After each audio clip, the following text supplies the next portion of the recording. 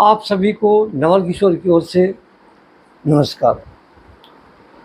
Patriotic efforts में आप सभी का हार्दिक स्वागत एवं अभिनंदन है। मंथन चल रहा है कि भाजपा 241 सीटों पर ही 2024 के लोकसभा चुनाव में क्यों सिमट गई। सभी आम व खास वर्गों के लोग ये मंथन में अपना प्रयास कर रहे हैं। यहाँ तक कि साधु संत भी मंथन कर रहे हैं।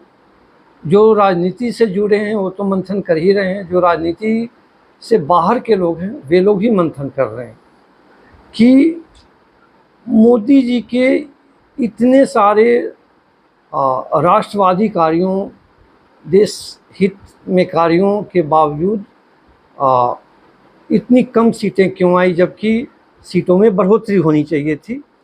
कुछ लोग तो अति उत्साह में बोलते हैं कि मोदी जी को सचमुच में 370 सीट भाजपा के लिए और 400 पार एनडीए के लिए मिलनी चाहिए थी, लेकिन ऐसा हुआ नहीं। यहाँ तक कि एनडीए या ये कहें कि भाजपा 272 का आंकड़ा जो बहुमत के लिए ज़रूरी होता है उसको भी पार नहीं कर सकी। पिछला जो इसका रिकॉर्ड था 303 सीटों का, वो 303 सीटों का आंकड़ा भी पार नहीं कर सकी। आखिर इसका कारण क्या है? तो मंथन चल रहा है, चलना भी चाहिए, आगे भी चलता रहेगा, क्योंकि इस मंथन के परिणाम भारत की भावी राजनीति की दिशा और दशा दोनों तय करेंगे। इस मंथन पर चर्चा करने के लिए मैं आर्थिक रूप से विपन्न किंतु विचारों से संपन्न और अंतस में प्रसन्न पागल बाबा के पास मिलने चला गया। उस चर्चा की कुछ मुख्य बातें इस प्रकार हैं। भाजपा के शीर्ष नेतृत्व के साथ साथ विपक्ष भी इस विषय पर मंथन कर रहा है। पत्रकारों और राजनीतिक विश्लेषकों के अलावा आम जन भी मंथन कर रहे हैं। सभी के अपने अपने दावे हैं, अपनी अपनी सोच है। विपक्ष का दावा है कि महंगाई, बेरोजगारी, कमजोर कानून व्यवस्था, सांप्रदायिक आधार पर राष्ट्रीय सामाजिक ताने बाने को नुकसान पहुंचाने के कारण भाजपा को देश की जनता ने नकार दिया है। उसने अग्निवीर योजना को भी भाजपा के प्रति देश के युवाओं की नाराजगी की वजह बताया है। तो दूसरी ओर भाजपा की हार के देश के बदहाल किसानों के आक्रोश को भी एक कारण माना है। विपक्ष ने मोदी की सरकार की तानाशाही और मनमानी को भी भाजपा के प्रति जनता के रोष को जिम्मेदार ठहराया है, जबकि जनता के साथ मोदी सरकार ने कोई तानाशाही नहीं की, कोई मनमानी नहीं की। विपक्षी दलों के जो नेता भ्रष्टाचार में लिप्त थे उन लोगों को जेल भेजने की कोशिश की, जेल भेजने की व्यवस्था की, जबकि इसके पहले जो भी सरकारें होती थीं मिलजुल करके विपक्ष के साथ काम करती रहती थी और विपक्ष की बहुत सारी त्रुटियों को, उनके बहुत सारे भ्रष्टाचारों को, उनके बहुत सारे स्वार्थों की अनदेखी करती रहती थी और उसको एडजस्ट करती रहती थी। विपक्ष के समर्थक, पत्रकार, राजनीतिक विश्लेषक, विशेषज्ञ एवं अन्य समर्थक भी ऐसा ही मानते हैं। यूपी में भाजपा की हार का एक कारण परीक्षाओं में पेपर लीक को भी बताया गया है। वस्तुतः पिछले 5 वर्षों से भाजपा पर विपक्ष ने भी ये ही सब गोपनीय आरोप लगाए हैं। लगातार विपक्ष लगाता रहा है। चुनाव के पूर्व विपक्ष ने भाजपा विरोधी वोटों के विभाजन को रोकने के लिए हर संभव प्रयास किया और इसके लिए इंडी गठबंधन बनाया। इसके चलते विपक्ष को भाजपा पर कहीं कहीं बढ़त मिली। लगातार 2 बार शासन कर लेने वाले दल को एंटी इनकम्बेंसी वाली चोट झेलनी ही पड़ती है। भाजपा को भी थोड़ी चोट लगी। किसी न किसी कारण से 1-2% लोग सत्ताधारी दल से असंतुष्ट हो ही जाते हैं। लगभग 62 वर्ष बाद भारत में कोई दल लगातार तीसरी बार सत्तारूढ़ हुई है। कोई प्रधानमंत्री लगातार तीसरी बार प्रधानमंत्री बना है। पूरे देश में 92% यानी 92% मुस्लिम वोटरों ने वोट जिहाद की अपील पर चलते हुए भाजपा के खिलाफ वोट किया। यूपी में तो यह संख्या 98% रही। उनका एक ही मकसद था, भाजपा को हराकर हिंदुओं को पटखनी देना और अंततः भारत को मुस्लिम राष्ट्र बना देना, यानी गजवाए हिंद। लेकिन हिंदुओं के वोट छिन्न भिन्न हो गए। किसी हिंदू ने जाति के नाम पर वोट दिए तो किसी ने क्षेत्र या भाषा के नाम पर। इस कारण भाजपा को पड़ने वाले बहुत सारे वोट इस बार खिसक कर विपक्ष को चले गए। जातीय समीकरण साधने में विपक्ष का प्रदर्शन 2014 और 2019 की तुलना में इस बार थोड़ा बेहतर रहा। इसके लिए उसने राष्ट्रीय अखंडता और हिंदू भावनाओं पर भी चोट करने से गुरेज नहीं किया। बहुत कम हिंदुओं में हिंदू होने का गर्व होता है और अधिकांश हिंदुओं में हिंदू होने का भाव बहुत कमज़ोर होता है।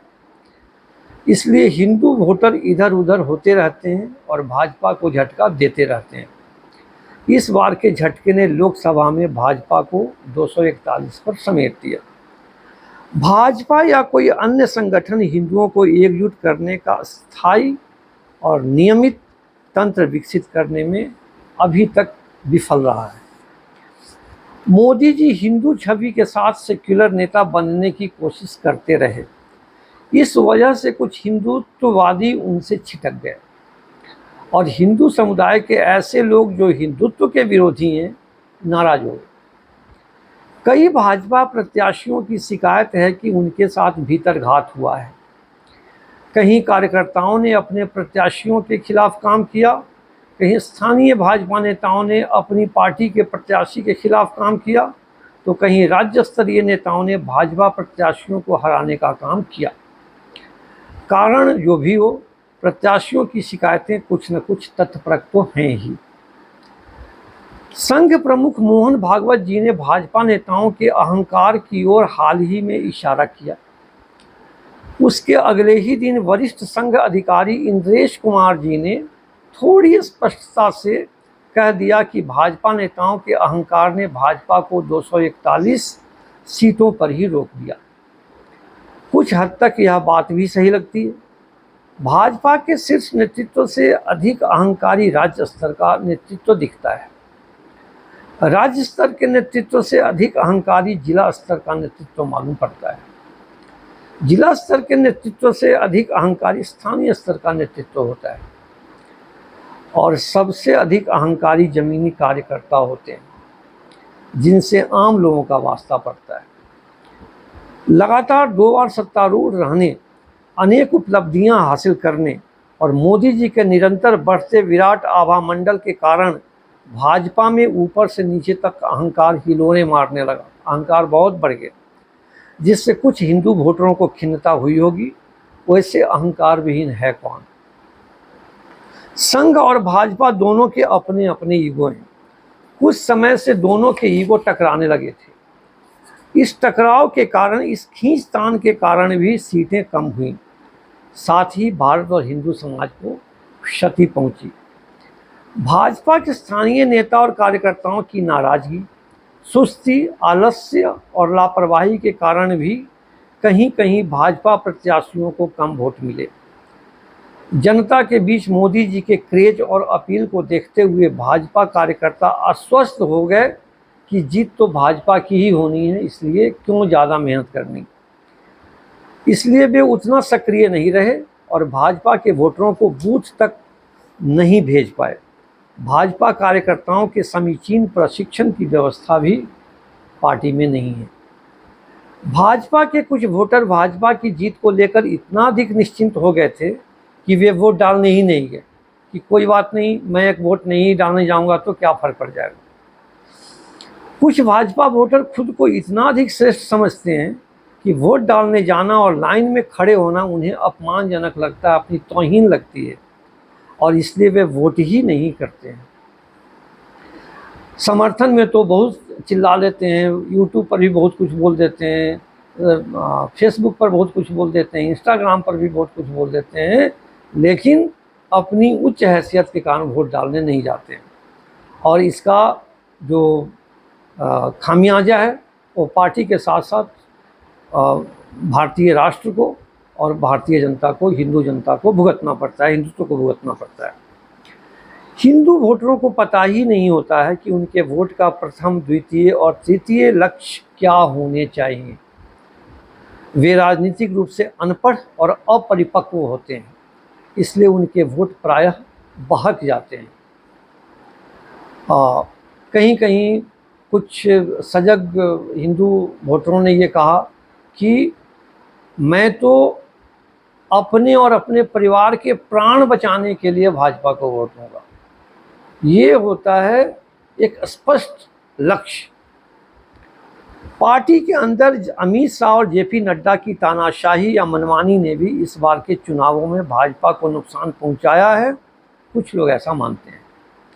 उनके अनुसार अमित शाह खुद को मोदी का उत्तराधिकारी मानते हैं और बनाना चाहते हैं, इसलिए अपने मार्ग की सभी बाधाओं को उन्होंने हटाने या कमज़ोर करने का प्रयास किया, जिसका सर्वाधिक प्रभाव यूपी में देखने को मिला और कुछ हद तक महाराष्ट्र में भी। पार्टी में अपने समर्थकों की संख्या बढ़ाने के लिए प्रत्याशियों के चयन में धांधली की, यानी गलत प्रत्याशियों का चयन हुआ। मोदी जी के विश्वास का गलत फायदा उठाया गया। महाराष्ट्र के मुख्यमंत्री एकनाथ शिंदे समेत बहुत सारे लोगों ने अब की बार 400 पार के नारे को भाजपा और एनडीए को होने वाले नुकसान का कारण बताया। विपक्ष ने जनता के बीच यह दुष्प्रचार किया कि इस भारी बहुमत के बूते मोदी जी संविधान बदल देंगे और आरक्षण खत्म कर देंगे। फलतः कुछ दलित और ओबीसी वोट खिसककर इंडी गठबंधन के पाले में चले गए। बसपा का भी यही मत है। बंगाल बूथ कैप्चरिंग के लिए कुख्यात है। इससे जुड़े अनेक वीडियो भी देखे गए हैं। इसके बल पर टीएमसी को चुनावों में लगातार सफलता मिलती रही है। प्रेरणा पाकर इंडी गठबंधन ने भी बिना शोर मचाए चुपके ऐसे बूथों पर बूथ कैप्चरिंग की जहां उसका दबदबा था। इंडिया टीवी के सौरभ शर्मा ने सैंपल के तौर पर ऐसे 200 बूथों का डेटा पेश किया जहां एनडीए को 0 से 9 वोट ही मिले। 0, 1, 2, 3, 4, 5, 6, 7, 8, 9, अधिक से अधिक 9 वोट मिले इन 200 सीटों पर, जबकि इंडी को लगभग पूरे के पूरे वोट मिल गए। कई जगह इंडी के गुंडों ने एनडीए के संभावित वोटरों को वोट ही नहीं डालने दिया। भाजपा के आईटी सेल के प्रधान अमित मालवीय ने एक्स पर एक ईवीएम की पिक्चर डाली थी जिसमें भाजपा प्रत्याशी के नाम और उसके सामने के बटन पर सफ़ेद टेप चिपका दिया गया था। चुनावों में ड्यूटी के लिए गए कई सरकारी अधिकारियों को जहाँ तहाँ खिलाकर पिलाकर, जाति का वास्ता देकर, अन्य वास्ते देकर भी बूथ कैप्चरिंग में मौन सहमति देने के लिए विपक्ष के प्रत्याशियों ने तैयार कर लिया था। मोदी जी को हराने के लिए विदेशों से जॉर्ज सोरोस जैसे लोगों ने अरबों डॉलर विपक्ष को दिए। उस राशि का प्रयोग वोट खरीदने और लश्कर मीडिया को मजबूत करने में भी हुआ। गरीब और अनपढ़ वोटर बहुत आसानी से प्रलोभनों और भिन्न भिन्न झांसों के शिकार हो गए। इससे भाजपा और उसके सहयोगी दलों को चुनावी हानि हुई। रिपब्लिक भारत के अर्णब गोस्वामी ने पहले ही बता दिया था कि मोदी जी को हराने के लिए बड़े पैमाने पर AI artificial intelligence chat GPT का इस्तेमाल किया जा रहा है। उन्होंने 3 तारीख की रात में, 4 जून को रिजल्ट आया था, 3 जून को रात में अपने एक प्रोग्राम में ये सब बातें कही थी और यह भी कहा था कि दुनिया में सरकार बदलने में, शासन बदलने में महारत कुछ एजेंसियां भारत भी आई हुई थी इलेक्शन के समय। महाराष्ट्र के मुख्यमंत्री एकनाथ शिंदे ने तो अपने बयान दे ही दिए। महाराष्ट्र के उप मुख्यमंत्री हैं अजित पवार, उन्होंने एक हास्यास्पद बयान दिया, हंसने वाली बात है। उन्होंने कहा कि महाराष्ट्र में प्याज के दाम काफ़ी कम थे, इसलिए महाराष्ट्र के किसानों ने एनडीए को वोट नहीं दिया और एनडीए को सीटें कम आई उसके कारण। आम जनता पर नकारात्मक प्रचार का अधिक असर होता है, ऐसा मानते हुए विपक्ष ने झूठ, अफवाह, छल, कपट, प्रपंच, हिंसा और गुंडागर्दी का भरपूर सहारा लिया। हिंदू समाज में व्याप्त जातिवाद और क्षेत्रवाद के जहर को और अधिक गाढ़ा एवं मारक बनाया। विपक्ष आज़ादी के बाद से ही अभी तक यही मानकर चलता रहा है कि भारत की बहुसंख्यक जनता मूर्ख है और छोटी छोटी बातों में भी उसको मूर्ख बनाया जा सकता है। तो इस बार भी बहुत सारे लोगों को मूर्ख बनाने में विपक्ष के नेता कामयाब रहे। विपक्ष के तिकड़मों को न्यूट्रलाइज करने में एनडीए को पर्याप्त सफलता नहीं मिली। भाजपा ने कुछ राज्यों के विधानसभा चुनावों में अपनी हार से सबक नहीं सीखा, जैसे हिमाचल प्रदेश में, कर्नाटक में, तेलंगाना में या पीछे बंगाल में, झारखंड में, इन सभी में भाजपा की हार हुई थी और विपक्ष ने इन्हीं तिक्रमों को, इन्हीं नीतियों को अपनाया था। उसके बाद भी भाजपा ने उसका चिंतन नहीं किया उस विषय पर और मुंह की खाता रहा और इस बार भी कुछ ऐसा ही हुआ, कोई सबक नहीं दिया। राहुल गांधी की अंबानी अडानी जाप ने भी कुछ वोटरों का भाजपा से मोह भंग कराया। महिलाओं को 8,500 और बेरोजगार युवाओं को 8,000 प्रति माह देने की राहुल गांधी की गारंटी ने भी कुछ हिंदू वोटरों को इंडी की ओर झुका दिया। गोवर्धनपुरी पीठ के पीठाधीश्वर जगतगुरु शंकराचार्य स्वामी श्री निश्चलानंद सरस्वती जी ने कहा कि अयोध्या में श्री राम मंदिर में श्री राम लला की स्थापना बिना मुहूर्त के हुई और पूजन में सनातन परंपरा का ध्यान नहीं रखा गया, इसलिए भाजपा को पर्याप्त सीटें नहीं मिली। यह बात कहाँ तक तर्क की कसौटी पर सही उतरती है, ये तो आप लोग ही बताएंगे। मोदी सरकार का विकास गरीबों तक बहुत कम पहुंचा, विकास जमीन पर नहीं उतर पाया। लाभान्वितों के लिए भी मजहब, जाति, क्षेत्र, ईगो आदि राहत और विकास से कहीं अधिक अहम रहे। शौचालय बनवाना, सिलेंडर देना, बिजली पहुंचाना, पक्के घर बनवाना, मुफ्त में अनाज देना, ये सब बहुत सारे काम किए गए थे गरीबों के कल्याण के लिए, लेकिन ये सारे कार्य मजहब, जाति, क्षेत्र, ईगो आदि के सामने में फीके साबित हुए, महत्वहीन साबित हुए। मोदी बनाम विपक्ष के स्थानीय नेता, आयातित नेता, एनडीए कार्यकर्ताओं में समन्वय की कमी इत्यादि का भी बहुत बड़ा रोल रहा भाजपा को कम वोट दिलाने में। मोदी जी को हटाने की इच्छा रखने वाले लोगों के संकल्प की तुलना में मोदी जी को रखने के इच्छुक लोगों का संकल्प काफ़ी दुर्बल था, भले ही उनकी संख्या अधिक थी और है भी। कुछ जातियों का कहना है कि मोदी जी से कोई वैर नहीं है, लेकिन एनडीए को वोट न देकर हमने अपनी पावर दिखा दी कि हमारे बिना भाजपा को बहुमत नहीं मिल सकता है। उनके इस पावर से उनको क्या फ़ायदा होगा ये तो भविष्य ही बताएगा और आप लोग जो श्रोतागण हैं, जो दर्शकगण हैं, वो बता पाएंगे। पिछले चुनावों में मोदी बनाम विपक्ष के क्षेत्रीय और स्थानीय नेताओं का दंगल हुआ। इस दंगल में अनेक जगहों पर विपक्ष के क्षेत्रीय और स्थानीय नेता वोटरों को रिझाने में अधिक सफल हुए। इन वोटरों ने क्षेत्रीय और स्थानीय विपक्षी नेताओं के प्रति अधिक निकटता महसूस की। भाजपा के स्थानीय नेताओं को शायद उतनी प्रतिष्ठा प्राप्त नहीं थी या वोटरों से जुड़ने में वे पीछे रह गए। दूसरे दलों से भाजपा में आए नेताओं के साथ भाजपा के स्थानीय नेता और कार्यकर्ता पूरे मन से नहीं जुड़ पाए।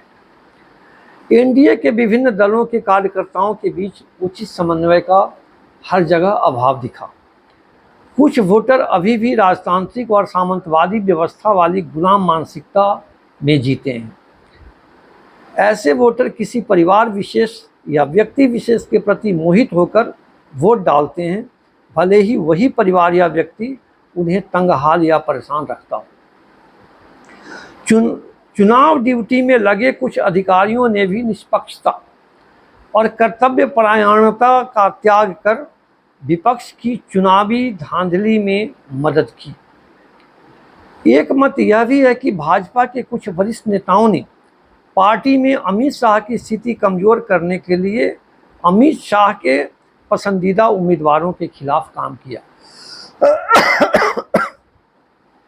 यह भी कहा जाता है कि यूपी में मुख्यमंत्री का पद पाने के लिए लालायित भाजपा नेताओं और योगी जी से नाखुश भाजपा नेताओं ने योगी जी की स्थिति को कमजोर करने के लिए विपक्ष के साथ अंदर खाने में मिलकर खेला कर दिया। कहीं कहीं भाजपा का संगठन बहुत कमजोर और लचर रहा। ऐसे क्षेत्रों में भाजपा की जीत नहीं हो पाई। भाजपा शासित राज्यों में भी हिंदुओं पर विधर्मियों के अत्याचार होते ही रहे, इसलिए कुछ हिंदू वोटर निराश हो गए। उन्हें लगा कि इस मामले में भी भाजपा और विपक्ष में कोई खास अंतर नहीं है। भाजपा शासित राज्यों में भी तरह तरह के अपराध होते ही रहे। पुलिस के तौर तरीके में कोई खास बदलाव नहीं दिखा। सरकारी कार्यालयों में रिश्वत के बिना काम नहीं होता है। मोदी जी और योगी जी जैसे कुछ नेताओं को छोड़कर अन्य भाजपाई नेता भी स्वार्थी, जो भी भ्रष्ट, अय्याश और आत्म केंद्रित लगते हैं, और इसके कारण भी आम वोटर भाजपा की तरफ से विमुख हुए। और ये सब मिलाकर हम कह सकते हैं कि पूरे भारत में तो नहीं, लेकिन कुछ चुनाव क्षेत्रों में भाजपा की स्थिति पहले की तुलना में खराब रही। और जिन क्षेत्रों में इस बार उम्मीद की जाती थी कि भाजपा को ज़्यादा सीटें मिलेंगी, वहाँ पर भाजपा को निराशा हाथ लगी। कारण तो और भी बहुत सारे हैं, लेकिन आज के लिए इतना ही। तब तक के लिए नमस्कार।